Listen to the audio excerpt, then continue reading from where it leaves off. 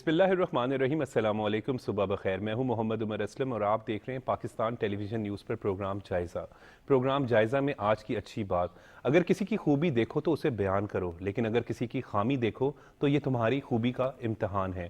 Programme جائزہ میں آج جن خبروں پر ڈسکشن کی جائے گی وہ آپ سے شیئر کر لیتے ہیں۔ مختلف اخبار آج دیکھیں، ان کی جو مین لیڈ سٹوری ہے وہ یہی ہے کہ فوجی عدالتوں میں سویلین کا ٹرائل کالعدم، سپریم کورٹ کا فیصلہ، جبکہ نگران وزیر اعظم انوار الحق کاکڑ نے پریس کانفرنس کرتے ہوئے کہا کہ دورہ چین انتہائی کامیاب رہا۔ جبکہ غزہ کی صورتحال پر بھی آج پروگرام میں ڈسکشن ہوگی، اور ان ٹاپکس پر ڈسکشن کے لیے اسٹوڈیو میں موجود مہمانوں سے آپ کا تعارف کروا دیں۔ سینئر صحافی تجزیہ کار سہیب مرغوب صاحب ہمارے ساتھ موجود ہیں۔ سہیب صاحب، آپ کا بہت بہت شکریہ۔ شکریہ آپ کا۔ سینئر صحافی تجزیہ کار سجاد انور صاحب ہمارے ساتھ موجود ہیں۔ سجاد صاحب، آپ کا بہت بہت شکریہ۔ جی شکریہ۔ تجزیہ کار احمد وڑائچ ہمارے ساتھ موجود ہیں۔ احمد، آپ کا بھی شکریہ۔ سہیب مرغوب صاحب، فوجی عدالتوں میں سویلین کا ٹرائل کالعدم، کیسے دیکھتے ہیں اس کو؟ دیکھیے سر، دو جملوں میں اگر میں اس کے پس منظر میں چلا جاؤں کہ یہ ضرورت کیوں پیش آئی۔ آپ اگر دیکھیں، جب لندن میں لائٹ گئی تو بہت توڑ پھوڑ ہو گئی اور لوٹ مار ہوئی، تو سمری ٹرائلز ہوئے سارے، اور سمری ٹرائلز کے بعد لوگوں کو سزائیں دی گئی بڑی، اور وہ سارا جمہوری حساب سے ہوا۔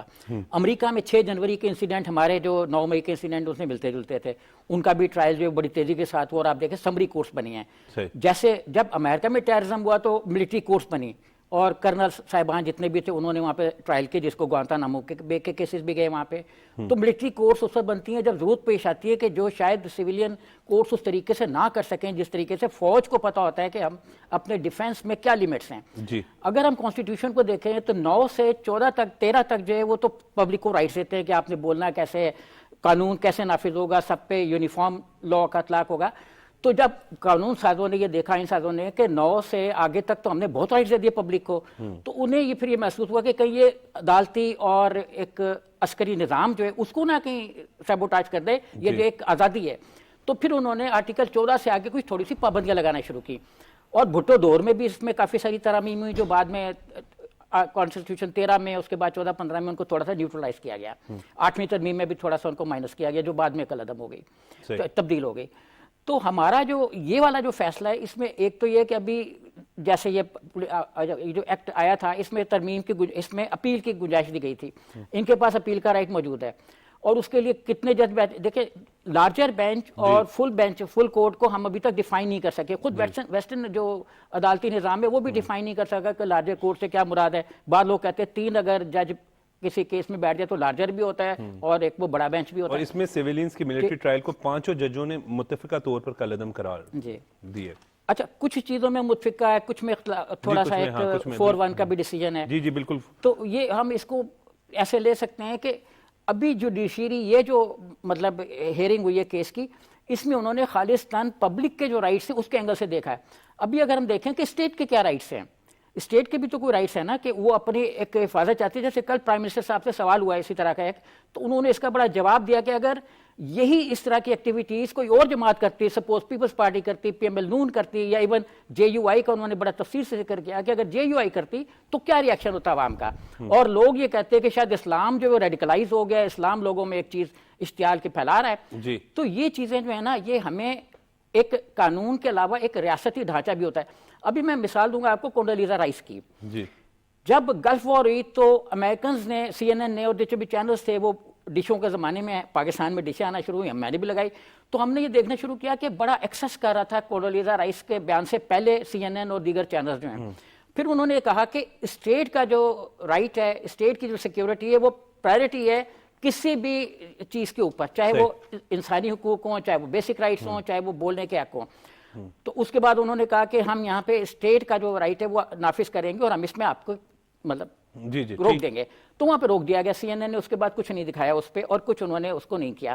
تو جو بھی رائٹس ہیں پبلک کے، وہ ایک جگہ پہ جا کے رک جاتے ہیں، اور جو انسیڈنٹس ہیں، جیسے یہ کورٹس نے ابھی ان کو کہا کہ پبلک کے رائٹس کے اینگل سے کہا، تو ابھی اسٹیٹ کے رائٹس ہیں، اسٹیٹ ابھی دیکھے گی کہ ہم نے اس کو ریویو میں نظر ثانی میں جانا ہے، اس کے ہم نے اپیل میں جانا ہے یا نہیں جانا ہے۔ تو جب وہ اس پہ اپیل کرے گی تو دیکھیں گے، نہیں کرے گی تب بھی دیکھیں گے کہ اس پہ کیا نتیجہ آگے برآمد ہوتے ہیں۔ صحیح، بالکل ٹھیک کہہ رہے ہیں۔ اور سجاد صاحب، اگر اس پہ بات کریں تو 9 اور 10 مئی کے واقعات میں گرفتار افراد کا ٹرائل فوجی عدالتوں کی بجائے کرمنل کورٹ یا خصوصی عدالتوں میں ہوگا۔ جی بالکل، اصل بات یہی ہے جو سہیب مرغوب صاحب نے کی کہ جب کوئی اس قدر کوئی کسی بھی قوم پہ اسٹیٹ پہ کوئی اس طرح کا اٹیک آتا ہے نا جو ان یوزول ہوتا ہے، جیسے برٹن کی بات کی انہوں نے، جیسے امریکہ کی بات کی، تو پھر سمری ٹرائل ساری دنیا میں یہ ایک لوگوں کے پاس کانسٹیٹیوشنل اسٹیٹ کے پاس ایک حق ہوتا ہے کہ بعض مقدمات کا فوری سپیڈی ایک فیصلہ کیا جائے. صحیح.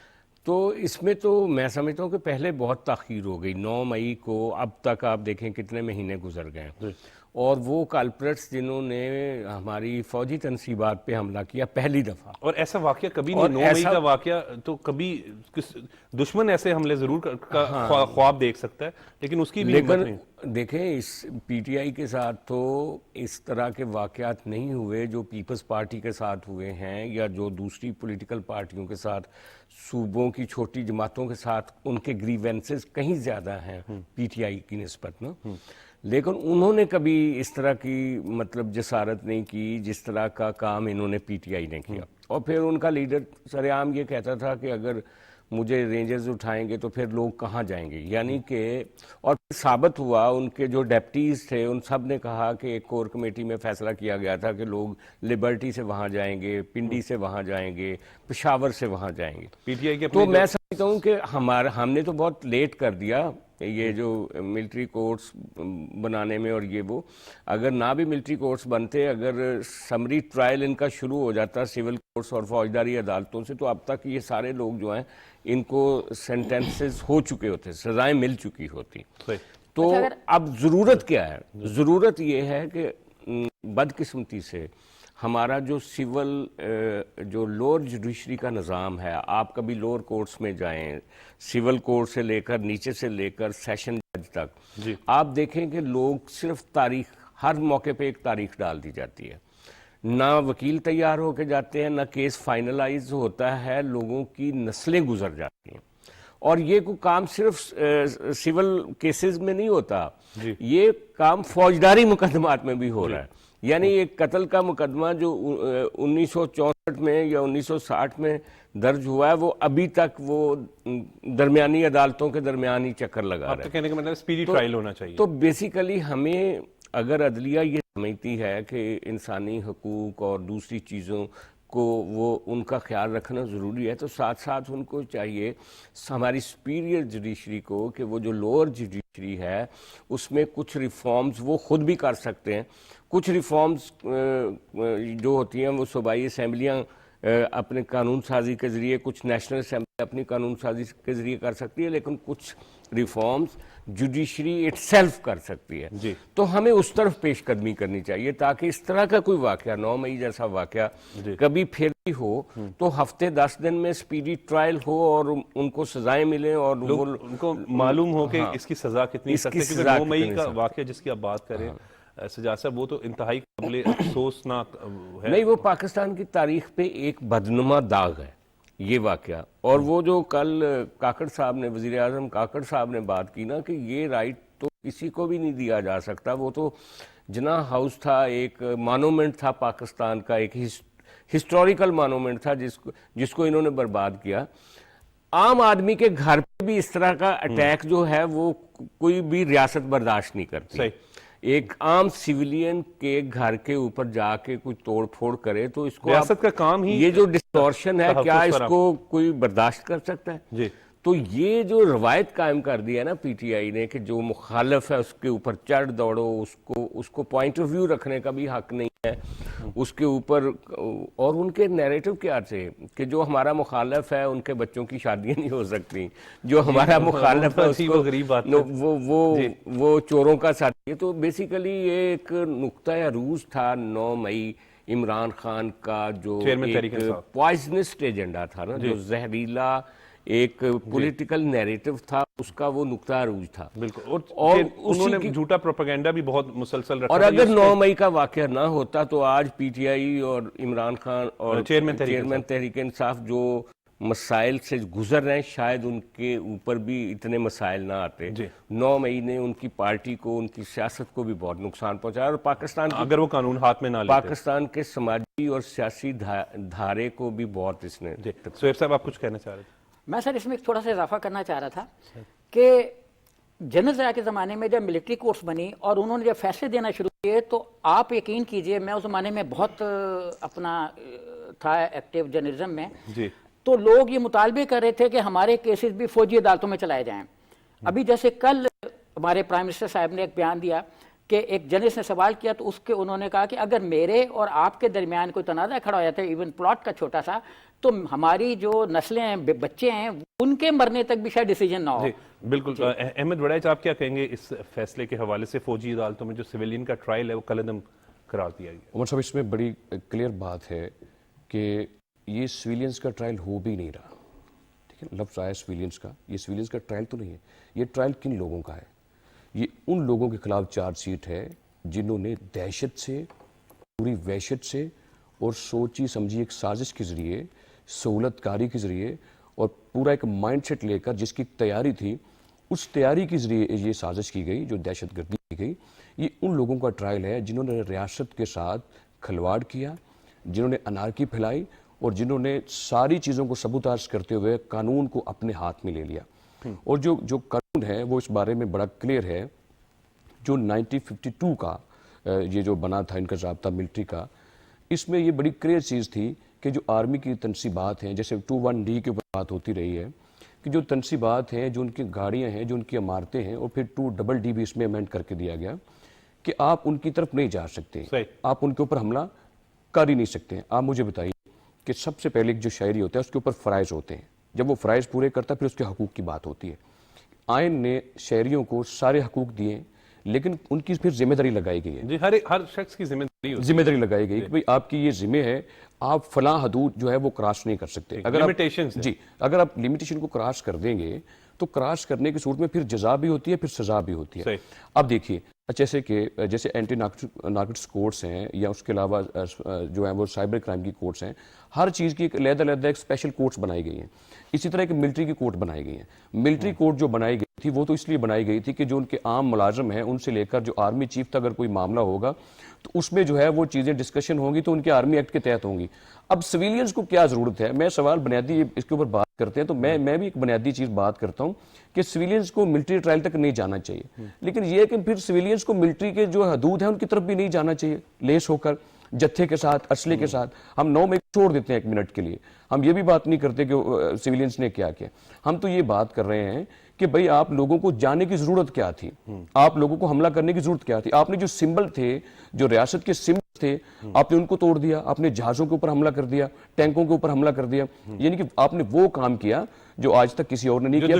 دشمن کا پلاننگ. اور اس میں ایک اور چیز, ایگزامپل کے طور پر مثال لیجیے, 16 دسمبر 2014 کو APS کے اوپر حملہ ہوا, اس کے بعد 21ویں ترمیم کی گئی, پھر 23ویں ترمیم ہوئی, پھر ملٹری کورٹس کو جو ایکسٹینشن 2 سال کی دی گئی, بھئی آپ ان کے ٹرائل کریں. اور عمر صاحب یہ دیکھیے کہ جب آپ لوگوں نے ان لوگوں کے ٹرائل کیوں کیے, پھر وہاں پر ٹرائل ان سویلینز کے تو نہیں ہوئے, ان لوگوں کے ٹرائل ہوئے جنہوں نے دہشت گردی کی. اور یہاں پر کن لوگوں کے ٹرائل ہو رہے ہیں؟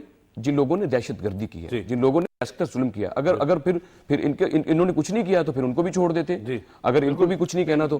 ثانیہ 9 مئی پہ آپ جس طرح بات کریں بالکل ٹھیک کہہ رہے ہیں کہ وہ تو بہت بڑا ظلم تھا, ریاست پر ہی جو ہے وہ حملہ تھا. سہیب مرغوب صاحب, نگران وزیر اعظم انوار الحق کاکڑ صاحب نے کل جو اپنے دورے چین کے حوالے سے گفتگو کی کہ بڑا کامیاب رہا ہے, اور چین ہمیشہ ہی پاکستان کا مخلص دوست ہے. ان کا یہ بھی کہنا تھا کہ چینی سرمایہ کاری سے پاکستان میں جو ہے وہ مزید استحکام اور معاشی طور پر بہتری آئے گی. جی ہاں بالکل. دیکھیں PM صاحب نے 2-3 چیزیں بڑی کلیئر انداز میں کہیں. ایک ان سے سوال ہوا کچھ تو جس کے جواب میں انہوں نے کہا کہ میں تو سمجھ رہا تھا کہ شاید آپ گلگت بلتستان سے جو ایک روڈ نکل رہی ہے اور وہ آگے جا کے پورا ایک ڈیولپمنٹ کا ایک پورا منظرنامہ کھولے گی تو اس پہ کریں گی, لیکن اس سے 24 کروڑ پاکستانیوں کو جو بینیفٹس پہنچنے والے ہیں اس پہ سوال کریں گی.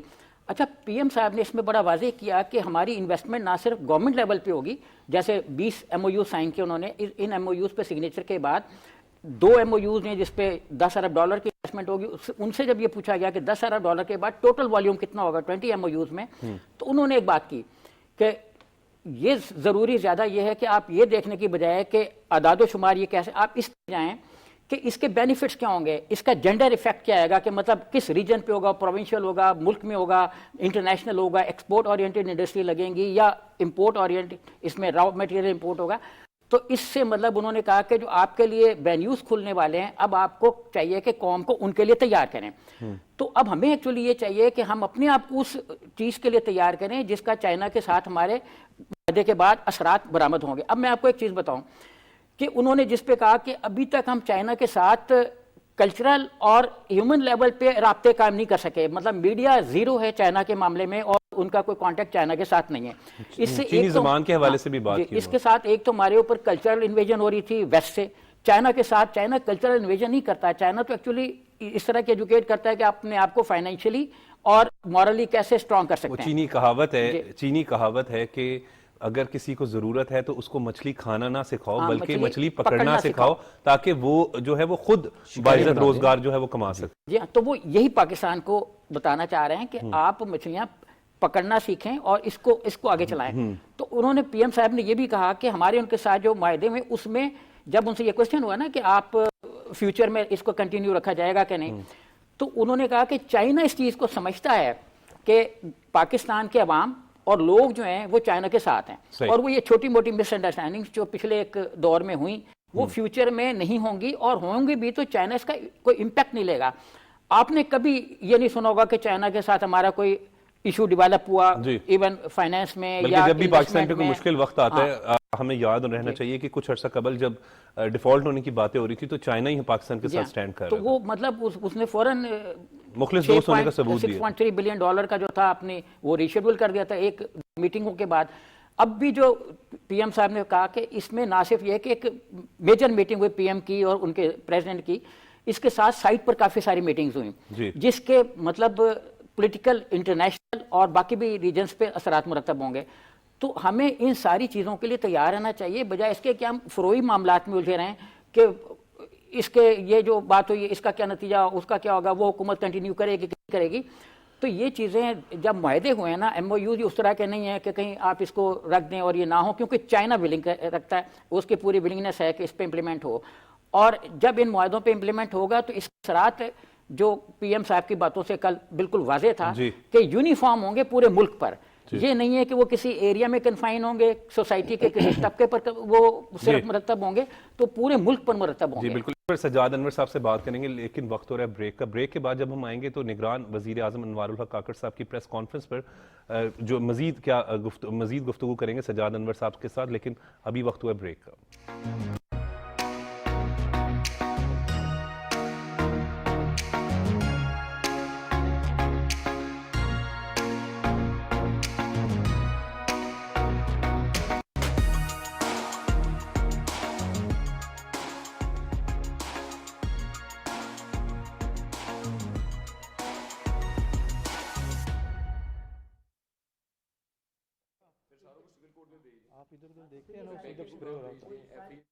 ٹیلیویژن سروس کی جانب سے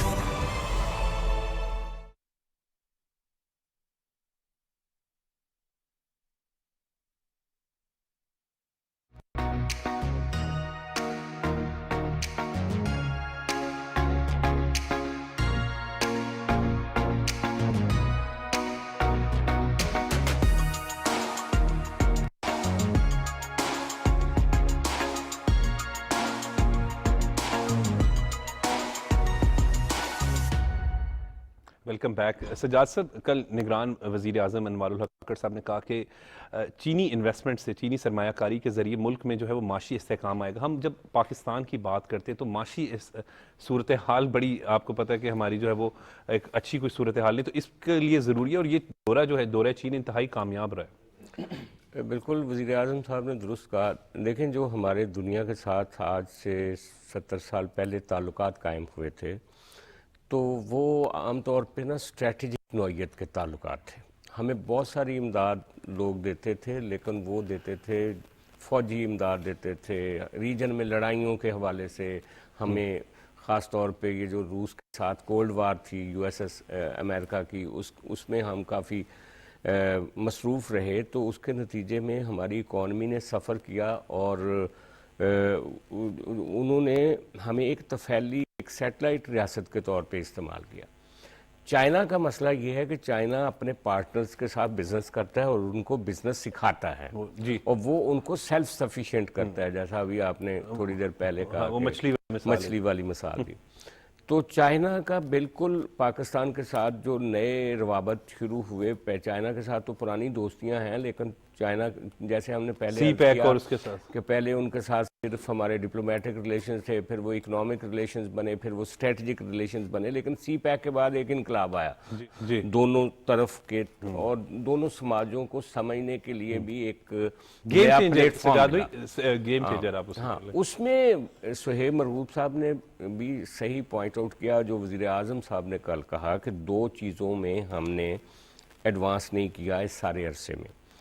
پہلی people to people contact, China کے لوگوں کے ساتھ پاکستانی لوگوں کے روابط، اور دوسرا کلچرل انٹریکشن. جی میاں نواز شریف صاحب کے زمانے میں آپ کو یاد ہوگا پاک چائنا سینٹر بنا تھا. اس کے علاوہ پنجاب میں یہ جو لینگویج کا بھی لینگویج اتھارٹی ان کے ساتھ چائنا کے ساتھ مل کے، اور ٹیکنالوجیکل جو ہمارے انسٹیٹیوٹ تھے ان کے ساتھ بھی بڑا زور دیا کولیبریشن جاتا تھا کہ چائنیز سیکھ لیں آپ. چائنیز سیکھ لیں. لیکن کیا ہوا کہ عمران خان صاحب کی گورنمنٹ نے آ کے چیئرمین تحریک سارے پروجیکٹ، چیئرمین تحریک انصاف، وہ سارے پروجیکٹ جو تھے وہ ڈمپ کر دیے. اب یہ ایک دوبارہ موقع ہے کہ دوبارہ سے چین کے ساتھ ہمارے پیپل ٹو پیپل کانٹیکٹ ہونے چاہیے. صحیح. چائنا ایک بڑا ڈائیورسیفائڈ ملک ہے. اس کا مغرب جو سنکیانگ اس کا مغربی صوبہ ہے، اور جو اس کے ایسٹرن اور جو اس کے ویسٹرن پروونسز ہیں ان کی ملٹی کلچرل، ایک جیسے پاکستان ایک ملٹی کلچرل اور ملٹی لنگول سوسائٹی ہے، اسی طرح کا چائنا. تو پاکستان سے وفود جانے چاہیے. یہ ذوالفقار علی بھٹو کے زمانے میں ایک پرچہ آتا تھا، سہیب صاحب کو یاد ہوگا، وہ جو چائنا کا ایک پرچہ پاک چائنا فرینڈشپ کے اوپر جو کہ ٹرانسلیشن ہوتی تھی چائنا کے لٹریچر کی اور باقی چیزوں کی. ایگزیکٹلی وہ آغا امیر حسین وہ ایک پبلشر تھے، آغا امیر حسین، کلاسک مال پہ ایک بہت بڑی جی میں جانتا ہوں. بالکل. تو وہ اس وقت ہم نے بہت سارا جو چائنیز لٹریچر ہے وہ پڑھا دیکھا. وہ سلسلے منقطع ہوئے. ہمیں نہیں پتا کنٹمپریری آرٹ جو چائنا کی کیا ہے، کنٹمپریری لٹریچر کیا ہے. اسی میں ایڈ کرتے ہیں سجاد صاحب، اگر آپ دیکھیں جب آپ کاروبار جس کے ساتھ کر رہے ہوتے ہیں، جس کے ساتھ آپ کے روابط ہوتے ہیں، بزنس ایکسپینڈ کرنا ہے، تو پھر آپ کو ان کو چیزیں انڈرسٹینڈ کرنا چاہیے. دیکھیں ہمارے جو پروفیشنل لوگوں کے مثلا ٹریڈر کمیونٹی کا تو بہت آنا جانا چائنا میں جو بزنس کرتے ہیں. اس کے بعد ہماری جو وکلا فرٹیلٹی ہے ان کا بھی آنا جانا ہونا چاہیے، ہمارے انجینئرز کا بھی ہونا چاہیے، ہمارے شاعروں کا بھی ہونا چاہیے، ہمارے جرنلسٹوں کا بھی ہونا چاہیے.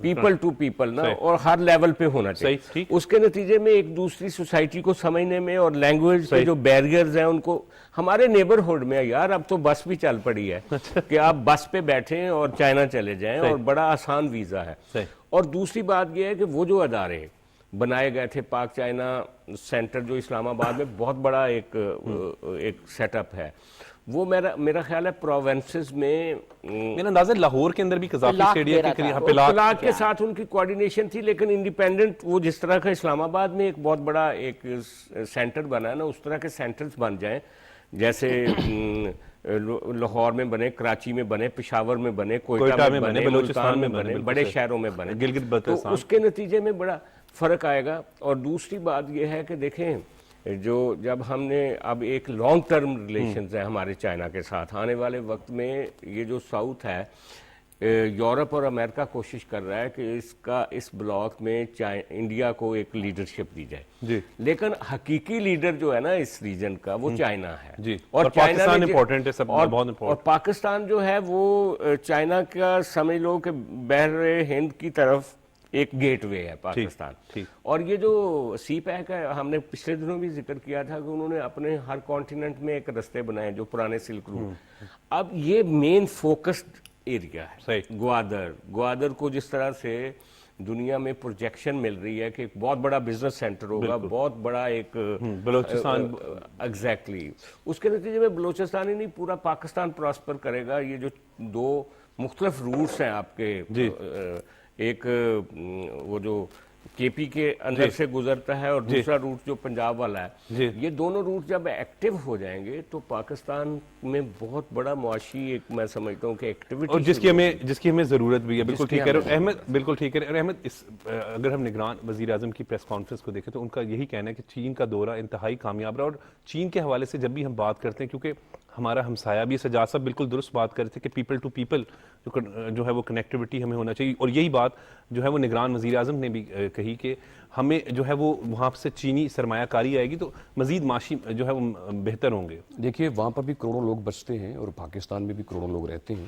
یہ سب سے اچھا پوائنٹ جو ریز کیا گیا ابھی یہاں سے وہ یہی ہے کہ جب پیپل ٹو پیپل یہاں ٹرانسفر ہوں گے، دیکھیے کروڑوں لوگ جب وہاں سے یہاں اور یہاں سے وہاں جائیں گے تو روزگار جو ہے وہ کتنے موقع اس کے پیدا ہوں گے، اور ان کو اپنی جو پروڈکٹ ہے وہاں یہاں سیل کرنے کا موقع ملے گا، اور یہاں کے لوگوں کو وہاں جا کر چیزیں جو ہے وہ ایک دوسرے سے سمجھنے کا، سیکھنے کا، ٹرانسفر کرنے کا موقع ملے گا. اور پاکستان جو ہے وہ خود کفیل ہے. میں نے پہلے بھی گزارش کرتا ہوں آپ کے پروگرام میں کہ وہ زراعت میں، تجارت میں خود کفیل ہے. اور جو سب سے زیادہ ضرورت ہے وہ ایک چیز کے اوپر یہ ہے کہ ہمیں آئی ٹی میں جو ہے وہ اپنے جو ہمارے ملک پاکستان کے 12-13 کروڑ کے قریب جو ہمارے نوجوان ہیں ان کو سب سے زیادہ جو انٹرنیشنل ایک جو پلیٹ فارم انہیں مہیا کرنا چاہیے وہ ہے آئی ٹی کے اوپر.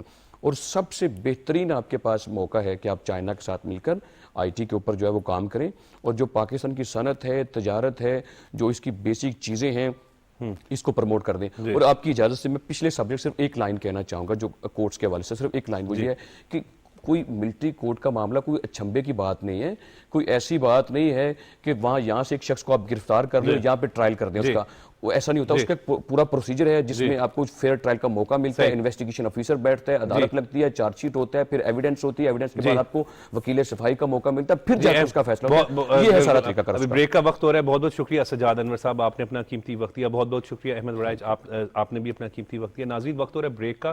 بریک کے بعد جب ہم آئیں گے تو پھر مزید نگران وزیر اعظم انوار الحق کاکڑ صاحب کی پریس کانفرنس کے حوالے سے بات کریں گے.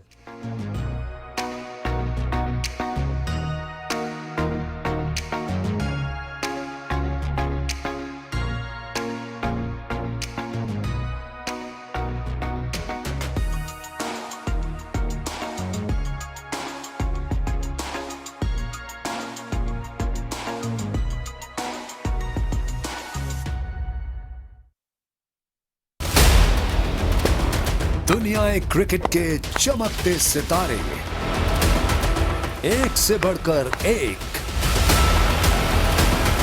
چیمپئنز بننے کے لیے سر توڑ بازی لگانے کے لیے تیار. مقابلہ ہوگا دھماکے دار، وکٹیں گریں گی، چھکے لگیں گے، چوکوں کی ہوگی بھرمار. آخر کون بنے گا دنیا کرکٹ کا سلطان؟ I C C men's cricket world cup 2023 October 5th until November 19th, live on PTV Sports.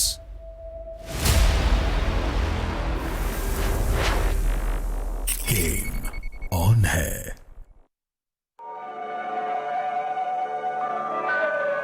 آپ کی سنہری یادوں کے خزانے جو پی ٹی وی نے امانت کی طرح سنبھال کر رکھے ہوئے تھے آ گئے ہیں آپ کے سامنے، تاکہ ان سب کو آپ جب چاہیں اپنے پیاروں کے ساتھ پھر سے جی سکیں. پی ٹی وی فلکس، ایک ایپ جہاں ملے پی ٹی وی پر چلنے والا آج تک کا ہر پروگرام کئی دلچسپ کیٹیگریز میں. P T V flix, download now. Relive the golden era of PTV.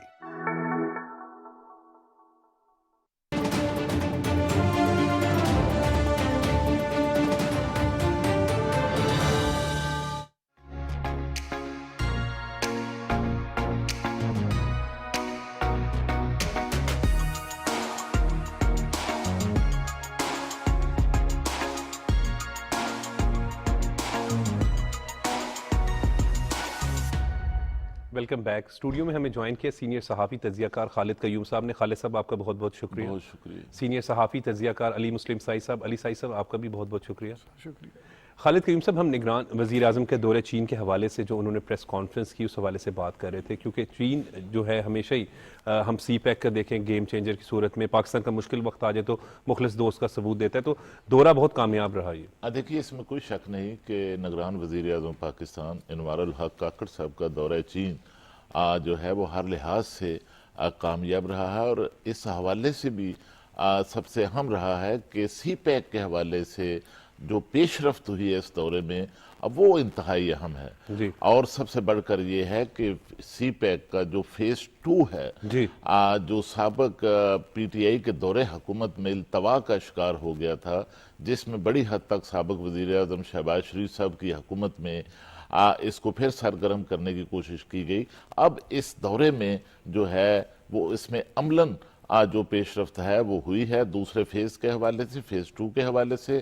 اور اس میں اس دورے میں 20 کے قریب جو ہے مختلف منصوبہ جات کے حوالے سے ایم او یوز جو ہیں ان پر دستخط جو ہیں وہ کیے گئے ہیں. اور اس میں ان معاہدوں کے جو چیدہ نکات ہیں ان پر ہی آپ سے بات کروں گا. خاص طور پر سب سے بڑا جو ML1 کا منصوبہ تھا، جو التوا کا شکار تھا، جو سی پیک کا سب سے بڑا منصوبہ تھا، یہ التوا کا شکار ہونے کے باعث ماضی میں اس کی لاگت $10 ارب تک بڑھ گئی تھی، اور اب اس میں اس کی لاگت جو ہے اس کو بھی کم کر کے $6.5 ارب تک نیچے لے جایا گیا ہے، اور اس پر فوری کام جو ہے وہ شروع ہونے کی طرف جا رہا ہے. اس کے ساتھ پاکستان کی جو برآمدات ہیں ان کو بڑھانے کے لیے ایک چینی کمپنی کے ساتھ معاہدہ کیا گیا ہے، جس کے تحت پاکستان کی $2 ارب کی جو برآمدات ہیں وہ بڑھائی جائیں گی. اور اس کے ساتھ ایک اور بڑا جو معاہدہ اس وزیر اعظم کے اس دورے میں کیا گیا ہے کہ جو پٹرولیم کی کمپنی ہے وہاں پر چینی کمپنی ہے، اس کا پاکستان جو آئل ریفائنری ہے اس کے ساتھ ایک ایگریمنٹ ہوا ہے، جس کے تحت پاکستان آئل ریفائنری کی جو کیپیسٹی ہے جو اس کو بڑھانے کے لیے تعاون کیا جائے گا، جس میں اس وقت جو ہے عمر صاحب جو ہے وہ صرف 2.5 لاکھ جو پیٹرول ہے وہ اس کو جو ہے وہ اس کی صلاحیت ہے اس کو کروڈ آئل سے پٹرول بنانے کی، اس کو بڑھا کر 16 لاکھ ٹن تک کیا جائے. جی بالکل. اور علی مسلم سعید صاحب، اگر ہم بات کریں نگران وزیر اعظم کا دورہ چین کی، تو بڑا گرم جوشی سے جو ہے وہ ان کا استقبال کیا گیا، مختلف اہم رہنماؤں سے جو ہے وہ ان کی وہاں پر ملاقات ہوئی، اور یہ بڑی اچھی بات ہے سعید صاحب کہ نگران وزیر اعظم نے جو ہے پھر اس کے بعد ایک اپنی جو اہم وزیر تھے ان کے ساتھ بیٹھ کے پریس کانفرنس کی، قوم کو آگاہ کیا کہ کیا کیا جو ہے وہ ہم نے چائنا میں جا کے جو ہے وہ اچیو کیا. عمر بھائی، کل جو وزیر اعظم صاحب کی پریس کانفرنس تھی اس میں انہوں نے سارا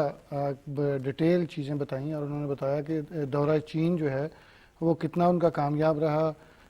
میرا خیال ہے آپ کے جتنے بھی دوست ممالک ہیں، وہ چاہے کوئی الیکٹڈ گورنمنٹ ہو، چاہے کوئی نگران سیٹ اپ ہو، وہ آپ کا ملک کے دوست ہیں. صحیح. تو آپ اپنی خارجہ پالیسی کو فالو کر رہے ہوتے ہیں، آپ کی چیزیں جو ہیں وہ اس میں واضح ہو رہی ہوتی ہیں. لیکن بدقسمتی سے جو پی ٹی آئی کا دور حکومت تھا اس میں ہم نے دیکھا کہ بہت ساری خرابیاں ہوئیں، اور بہت سارے دوست ممالک جو ہیں وہ ہماری خارجہ پالیسیز کی وجہ سے ناراض ہو گئے، اور آپ کے لاکھوں لوگوں کو یہاں پہ روزگار ملنا تھا. سی پیک جو تھا اس پہ کام رک گیا، جس کی وجہ سے بہت سارے جو پروجیکٹس تھے وہ ڈیلے ہو گئے، اور بہت ساری چیزیں جب ڈیلے ہوئیں، ڈالر کا ریٹ اوپر گیا، تو اس کے جس طرح چوئی صاحب بتا رہے تھے کہ ان منصوبوں میں جو لاگت تھی وہ کئی گنا بڑھ گئی. تو اس میں وہ کل کی جو پریس کانفرنس تھی اس میں انہوں نے بڑا واضح طور پہ بتایا کہ چین کا جو ان کا دورہ تھا اس میں بہت سارے ایم او یوز بھی سائن ہوئے، بہت ساری چیزیں جو ہیں وہ سیٹلڈ کی گئیں. اور نگران سیٹ اپ کو میں نے دیکھا ہے کہ جب سے آیا ہے وہ تب سے ان کو الیکٹڈ گورنمنٹ والے کام کرنا پڑ رہے ہیں، چونکہ بہت ساری معاشی معاملات خراب ہیں، یہاں پہ سیاسی حالات خراب ہیں، جہاں پہ کچھ سمجھ نہیں آتی کہ آپ پریس کانفرنس نگران وزیر اعظم کر رہے ہیں، تو اگر کسی پارٹی کے کو لگے کہ وہ ان کے حق میں بات نہیں ہوئی تو وہ ان کو ایک طرفہ بنا دیتے ہیں. تو یہاں پہ آپ کو پتہ ہے مسائل ہی مسائل ہیں. اس کے باوجود بڑے بہترین انداز میں اس کے باوجود آپ نے دیکھا ہے کہ کتنا اچھا کام کر رہے ہیں، اور ڈالر کی قیمت کتنی وہ تیزی سے نیچے آئی پاک فوج کی مدد سے. اور اس کے ساتھ ساتھ اگر بات کی جائے جو پیٹرول کی قیمتیں ہیں وہ ایک ماہ کے دوران 50 روپے سے زیادہ نیچے آئی ہیں. اور اس کے آپ نے دیکھا ہے سمراٹ بھی وہ کل بتا رہے تھے کہ بڑا اپریشیٹنگ چیز ہے کہ چیزوں میں جب اضافہ ہوتا ہے تو آپ کی بالکل market نگران خود ہی اس وزیر میں اعظم اضافہ کر نے لیتا ہے۔ نے کہا کہ ریلیف عوام تک پہنچایا یہی جائے۔ میں کہہ رہا ہوں کہ خود ہی اب مارکیٹ کے لوگ جو ہیں وہ خود ہی چیزوں کے ریٹس اپ کر دیتے ہیں، لیکن اب گورنمنٹ نے اس پہ فوکس کیا ہے، جس طرح پنجاب گورنمنٹ نے بھی آپ نے دیکھا ہے کہ جس دن پیٹرول کی قیمتیں کم ہوئی ہیں تو تمام جو متعلقہ اسٹیک ہولڈرز تھے ان کو بلایا اور ان کو کہا کہ بھائی جب آپ کی قیمتیں پیٹرول کی نگران بڑھتی وزیر ہیں، اعلیٰ ڈالر پنجاب۔ اوپر جاتا ہے وزیر اعلیٰ، تو انہوں نے سب کو کہہ کہ اسی دن چیزوں پہ امپلیمنٹ کرایا۔ پھر آپ نے دیکھا کہ وہ بسوں تک گئے، لوگوں سے جا کے کرایہ پوچھا کہ آپ سے کتنا وصول کیا گیا ہے۔ تو نگران وزیر اعظم کا بھی یہی ایک ہے کہ ایجنڈا کہ جو ریلیف اگر آپ کو نیشنل لیول پہ دیا جا سکتا ہے اس پہ ضرور فوکس کیا جانا چاہیے۔ اور کل انہوں نے پریس کانفرنس میں بتایا کہ جس طرح سمگلنگ کی روک تھام کی گئی، جو غیر قانونی غیر ملکی تارکین وطن ہیں ان کو یہاں سے نکالنے کے لیے کتنا کام کیا جا رہا ہے، اور باقاعدہ طور پہ یہ بھی کہا جا رہا ہے کہ آپ اپنے ملک سے اپنا پاسپورٹ لے کے آئیں اور ضرور یہاں پہ آئیں، ہم اس بات پہ نہیں روکتے، لیگل طریقے سے آ کے رہیں۔ انلیگل طریقے سے آ کے رہتے ہیں، آپ کا کوئی یہاں پہ وہ سفری ڈاکومنٹس نہیں ہوتے، آپ کے پاس کوئی ویزا نہیں ہوتا، اور یہاں پہ آپ کو پہلے بھی ہم ڈسکس کرتے رہے ہیں کہ جتنی بھی دہشت گردی ہوئی ہے اور 23 دھماکوں میں 14 صاحب آپ کیونکہ کرائم بھی کور کرتے ہیں، کیا سچویشن ہے جس طرح آپ بتائیں 23 دھماکوں میں 14 جو دھماکے تھے اس میں افغانیوں کے ملوث ہونے کے نشانات موجود تھے۔ ان میں کئی جگہوں پہ جب دھماکہ ہوا اور کراس فائرنگ ہوئی تو اس میں جو بندے مارے گئے ان کی شناخت ہوئی وہ افغانی تھے۔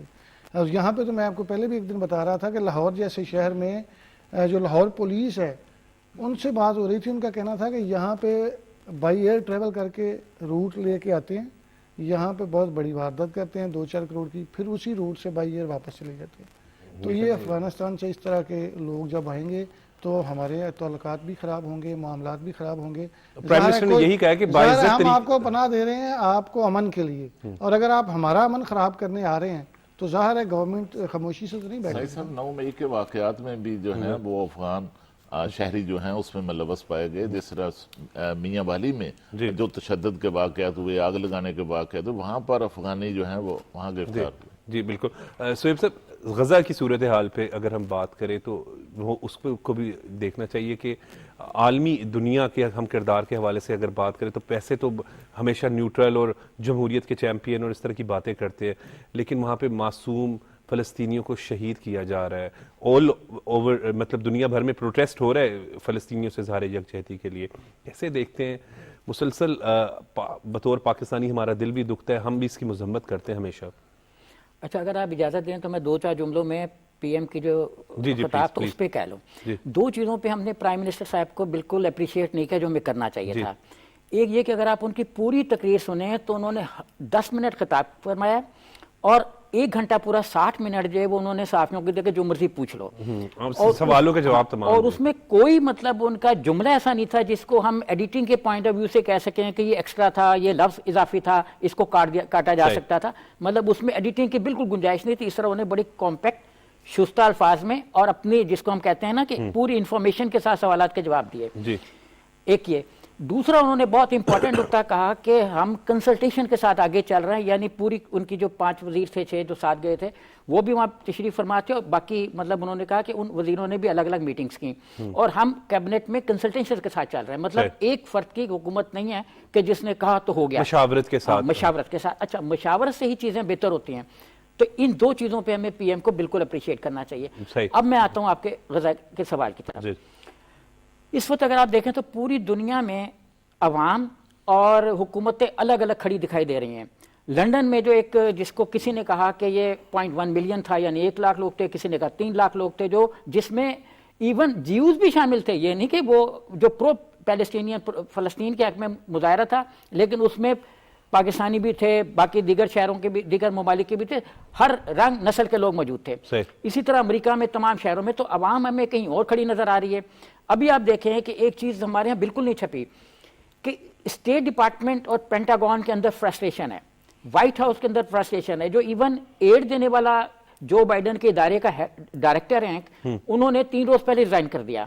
اس کے بعد کچھ اور لوگوں کے ریزگنیشنز کی افواہیں آنے لگیں کہ ہم بھی ریزائن کر رہے ہیں، ہمیں آپ فلسطین کے مسائل کو کیوں نہیں دیکھ رہے؟ اس کو جو کچھ بھی اسرائیل کی طرف سے ہو رہا ہے یا حماس نے جو کچھ کیا اس کا ایک پوری ہسٹری ہے، مطلب ایک 48 سے جنہوں کو ہم نے بے دخل کیا ہوا ہے، تو ان کو ہمیں دیکھیں کہ مطلب جس پہ ایک جو इमरान प्रतापगढ़ी, उन्होंने नज़म लिखी है मेरे फ़लस्तीन, और फिर उन्होंने लिखा है कि अल्लाह ताला से दुआ की है कि अब तू अबाबीलों को कंकर दे दे, क्योंकि अबरहा का जो लश्कर है वो उतर आया है उस पे, तशद्दुद पे, दहशत पे, वहशत पे।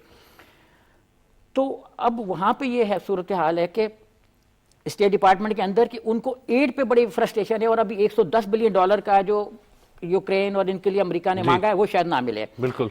अब आ जाते हैं फ़लस्तीन के जो उनके ह्यूमन राइट, ह्यूमन इश्यूज़ हैं उनके, बिजली बंद, पानी बंद, इस पे बहुत ज़्यादा क्राइसिस आया दीगर ममालिक में।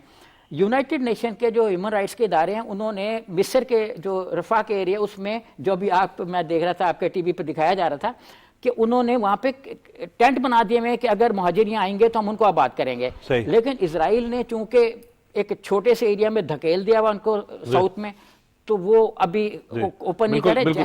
और एक जुमला और ऐड कर दूं कि जो ह्यूमन राइट्स के दायरे वो ये कह रहे हैं कि इतना ज़्यादा वहाँ पे ह्यूमन क्राइसिस आ गया हुआ अशिया का, खाने का, अद्वियात का, कि अगर 3.5 किलोमीटर की लाइन जाएगी ट्रकों की रोजाना तो उनके फूड के मसाइल हल होंगे। खालिद क़यूम साहब क्या कहेंगे, 3.5 किलोमीटर की अगर एक लंबी लाइन खाने पीने की अशिया की जाएगी तब जाके ज़रूरियात पूरी होती हैं, यानी ना वहाँ पे बिजली है, ना पानी है, जरूरी मेडिसिन नहीं है, ऊपर से मिसाइल आ रहे हैं, नीचे से भी ज़मीनी हमला भी हो रहा है। सर बड़ी मुश्किल में वहाँ पे जो हालात में फ़लस्तीनी रह रहे हैं। देखिए कि इस वक्त गजा की जो सूरत हाल है, अस्पतालों तक पे बमबारी, वहाँ पर जो है वो शदीद ग़ज़ाई जो बहरान है वो चल रहा है, पानी का बहरान चल रहा है, उद्वियात का बहरान चल रहा है, और इसराइल की तरफ से अस्पतालों पर, स्कूलों पर, मस्जिदों पर, पब्लिक मकामात पर जो है वो सिविल इमारतों पर जो है वहशियाना जो बमबारी है उसका सिलसिला जारी है, जिसके तहत पिछले 24 घंटों के दौरान ही 436 जो फ़लस्तीनी हैं हज़ारों की तादाद में वो शहीद हुए हैं, और इसी तरह हज़ारों की तादाद में जो हैं वो ज़ख्मी हो रहे हैं। और इसी सूरत हाल में पाकिस्तान की तरफ से, हुकूमत पाकिस्तान की तरफ से भी गजा के मुसलमानों फ़लस्तीनियों को ग़ज़ाई सहूलियात और अजनास पहुँचाने के लिए, उनको अमदाद पहुँचाने के लिए भी इक़दाम उठाए गए हैं दीगर ममालिक की तरह। और वज़ीर आज़म पाकिस्तान का जो दौरा चीन था उसका जो मुश्तरका एलामिया जारी किया गया था उसमें भी चीन और पाकिस्तान की तरफ से जो गजा की सूरत हाल है उस पर तशवीश का इज़हार किया गया, और गजा में जो है वो जंग बंदी का मुतालबा किया गया। और इसी तरह निगरान वज़ीर आज़म पाकिस्तान ने रूसी सदर के साथ जो उनकी वहाँ इस दौरे में मुलाकात हुई, इस मुलाकात में भी जो है वो गजा की सूरत हाल की तशवीश जो है उस मुलाकात में ज़ेरे बहस आई, और अमलन जो इस हवाले से इक़दाम हैं वो करने की ज़रूरत पर जोर दिया गया। और दूसरे इस वक्त मैं आपको बताऊँ कि पूरी दुनिया के अंदर अवाम का जो रद्द-ए-अमल है वो अपनी हुकूमतों के ख़िलाफ़ और फ़लस्तीनियों की हमायत में, और बड़ी जो ताकतें हैं उनके हवाले से, उनके किरदार अदा करने के हवाले से जो है वो बढ़ता जा रहा है। और आपने देखा जिस तरह वहाँ बरतानिया के अंदर जिस कदर बड़ा जो है इस हवाले से एहतजाज हुआ, इसी तरह का एहतजाज दुनिया के दीगर ममालिक, ऐसे ममालिक, बिल्कुल सही साहब, बिल्कुल हर मुल्क की अपनी पॉलिसी है और उसके मुताबिक वो कर रहा है। लेकिन जो पब्लिक है, जिस तरह जुल्म हो रहा है फ़लस्तीन में, जिस तरह बच्चों को मारा जा रहा है, ख़वातीन को मारा जा रहा है, और वहाँ पे ज़िंदगी को ख़त्म करने की कोशिश की जा रही है। देखिए ना, हॉस्पिटल्स पे हमने कभी नहीं सुना कि इस तरह टारगेट करके अटैक हुए हैं, और टारगेट करके अटैक हुए हैं। पहले कहा जाता है कि आप हॉस्पिटल खाली कर दें। तो इस तरह की जब सिचुएशन हो तो कहाँ गए वो ह्यूमन राइट्स के चैंपियंस, जहाँ पे एक बंदे की भी डेथ हो जाए तो कहते हैं पूरा मुल्क जला देते हैं। यहाँ पे तो छोटे छोटे बच्चों को मारा जा रहा है, शीरख्वार बच्चे जिनकी पैदाइश को आज 10 दिन हुए हैं। मैं उसकी कल एक वीडियो देख रहा था। तो ये तो सिचुएशन बड़ी वर्स्ट है। आप अपनी किसी मुल्क की जो भी पॉलिसी हो, लेकिन पब्लिक ये बर्दाश्त नहीं कर रही। हर जगह पे प्रोटेस्ट हो रहे हैं, हर जगह से रिएक्शन आ रहा है। कोई अगर इसराइल को सपोर्ट भी कर रहा है तो उस मुल्क में मैंने देखा है कि वहाँ पे लोग बाहर निकले हैं फ़लस्तीनियों के लिए, चाहे वो प्लेयर्स हैं वो ग्राउंड में खड़े होकर सपोर्ट कर रहे हैं। कोई मैं रेसलर देख रहा था, जो अमेरिकन रेसलर्स हैं वो भी फ़लस्तीनियों को सपोर्ट कर रहे हैं। तो जब जुल्म बढ़ जाता है तो लोग उसके लिए खड़े होते हैं और उसके ख़िलाफ़ आवाज़ बुलंद करते हैं। जो कुछ वहाँ पे हो रहा है वो तो नाकाबिले बयान है। जिस तरह हो रहा है, अमदाद बंद कर दी गई, खाने पीने की चीज़ें नहीं फराहम करने दी जा रही, उनके रहायशी इलाकों को बिल्कुल मसमार कर दिया गया है, روزگار کے سلسلے ختم ہو گئے ہیں، اور پچھلے کئی سالوں سے یہ جو جنگی کیفیت ہے اس کو جو پچھلے 2 ہفتوں میں یا 3 ہفتوں میں جس طرح سارے معاملات کو خراب کیا گیا، تو ایسے لگ رہا ہے کہ غزہ کے لوگوں کی زندگی ختم کرنے کی نسل کشی کی جا رہی ہے، نسل کشی کی جا رہی ہے، اور ہر گھر میں تو جنازے ہیں، ہر گھر میں کوہرام ہے، ہر گھر میں میتیں ہیں. میرا خیال ہے جگہ کم ہو گئی ہے ان کے پاس دفنانے کے لیے. اور بالکل ٹھیک کہہ رہے ہیں. اور پاکستانی قوم کے جذبات کے حوالے سے اگر بات کریں تو ہمیں ایسا لگتا ہے جیسے ہمارے بہن بھائیوں کو ہم تو ہمیشہ ہی فلسطین کے ساتھ کھڑے ہیں، اور ہم وہ ملک ہیں جنہوں نے آج تک اسرائیل کو تسلیم ہی نہیں کیا. وزیر اعظم صاحب نے بھی جس طرح چائنا میں بھی اور دیگر ممالک کے ساتھ یہ آواز بلند کی ہے کہ یہ جنگ بندی ہونی چاہیے. ہم ہمیشہ فلسطین کے ساتھ کھڑے ہیں، فلسطین کی پبلک کو سپورٹ کرتے ہیں، غزہ کے لوگوں کے ساتھ کھڑے ہیں. جو بھی معاملات ہوں وہ خیر کے ہوں. جس طرح آپ لوگوں کو مار رہے ہیں، جس طرح آپ لوگوں کے گھروں کو ختم کر رہے ہیں، آپ کے عزائم کچھ اور ہی لگ رہے ہیں. جی سر، مختصر آج کا دن کا میسج دے دیں، پیغام دے دیں.